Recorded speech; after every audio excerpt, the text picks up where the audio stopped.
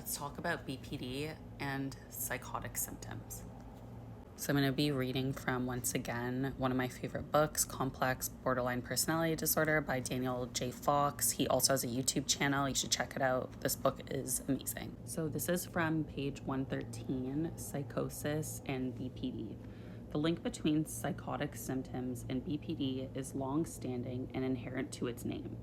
BPD is so named due to it once being believed that individuals with this disorder were on the border of psychosis. You won't be surprised to learn that the psychotic symptoms, such as auditory hallucinations, significantly worsen functioning and treatment outcome of those with BPD. Hallucinations, a central component of brief psychotic disorder and other psychotic disorders, have been estimated to occur in 26 to 54% of individuals diagnosed with BPD. Delusions, another key component of psychotic disorders, have been estimated to occur in 17 to 29% of those with BPD. When your complex BPD is made up of paranoid fears, dissociation, or psychotic symptoms, the identification, the treatment, and ability to care for yourself becomes much more challenging. BPD is a complex disorder, and the addition of psychotic symptoms certainly add to it. Psychotic symptoms can manifest in a variety of ways. The experience of intense fear that others or organizations mean to do you harm, difficulty focusing your attention, feeling as though you're in a daydreaming-like state, impaired memory and recall, feeling as if your thoughts and feelings are unreal or don't belong to you, feeling disconnected from your environment and the objects and other people in it. To fully understand psychotic symptoms as they relate to BPD, we have to explore these psychotic-like symptoms, also known as quasi-psychotic symptoms. Also, all of those symptoms mentioned, when you're fearful and detached. The symptoms bulleted above aren't psychotic symptoms, but are associated with suspiciousness and fear related to the motives or intent of those in your life. This may be a very common experience for you, and one that tends to follow an anxiety-provoking experience that revolves around fatalistic beliefs of impending doom and abandonment. These thoughts and fears are typically unsubstantiated and attenuate when the stress-inducing situation subsides. Dissociation is also not a psychotic symptom, but a cognitive disturbance. It falls under the category of unusual perceptual experiences. Dissociation can be defined as a disrupted, non-psychotic thought disturbance that includes impaired attention, recurrent illusions, sensing like the presence of a force or person who isn't actually there, a daydreaming-like state, disturbance in memory, depersonalization, which is a state in which your thoughts and feelings seem unreal or not belonging to you, and derealization, which is feeling detached from your environment and the objects and other people in it. Dissociation is often seen as a defense mechanism designed to protect yourself from overwhelming emotions and memories related to traumatic events. Research has shown that individuals with BPD have higher rates of dissociation compared to those with other mental health disorders, except with those with dissociative disorder, like post-traumatic stress disorder, which also have that, so fun. These symptoms are often misconstrued and confused with psychosis and quasi-psychosis symptoms, so let's clear that up now. Psychotic and quasi-psychotic symptoms. Psychosis is essentially an impairment in reality testing, which manifests as the inability to differentiate self from others, to differentiate internal from external stimuli and circumstances, and to maintain emotional control within social contexts. Reality testing is the unbiased and unimpaired evaluation of emotion and thoughts. You see, think, and feel things in yourself and the world around you as they actually are. Impaired reality testing is a central criterion to all psychotic disorders, from a brief psychotic disorder to schizophrenia. This is when you see, think, and feel things that aren't there, such as hallucinations and intense irrational fears. You're likely to have intact reality testing if you have BPD, but if you've experienced intense stress, which impairs your reality testing, it can lead to quasi-psychotic symptoms. Psychotic symptoms seen in individuals with BPD, in our case complex BPD, are often referred to as quasi-psychotic symptoms.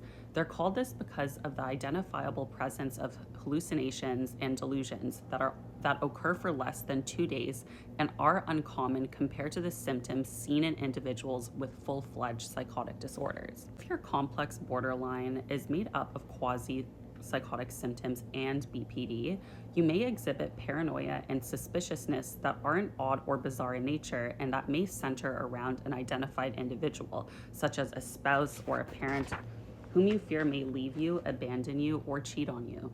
In contrast, those with a psychotic disorder have long-standing symptoms that significantly impair their functioning and are unusual or stereotypical. In Annalise's story, her symptoms are bizarre because her voices are telling her the only way out is to yourself, and they knew her soul wanted out of this flesh entrapment.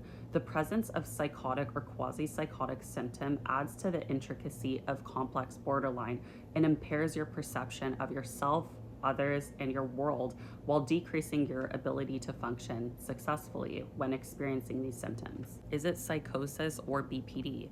Psychotic and quasi-psychotic symptoms that are comorbid with BPD can significantly impair your ability to function and to receive the correct treatment. Making the distinction between them is central to not only seeking the appropriate help, but also to building insight into your issues and concerns. When you encounter extreme stress, momentary paranoid ideation or dissociative symptoms may occur.